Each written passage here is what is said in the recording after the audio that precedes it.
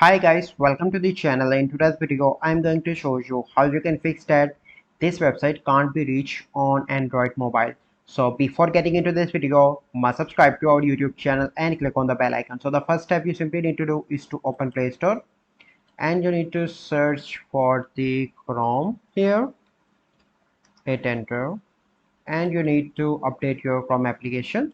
As you can see that my Chrome is up to date, then you simply need to go back and open Chrome and click on the three dots on the top right and click on history, and here you need to clear all browsing history.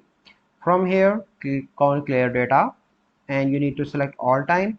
So once you done that, you simply need to go back and open your smartphone settings and go into the app management and go into the app list and search for the Chrome. Okay, click on that and click on storage and cache, and the first step you simply need to do is to clear cache, and after that you need to clear storage, and then you need to go back and open Chrome browser and you need to browse any website. So this is the process that help to solve your issue. So I hope you find this video helpful.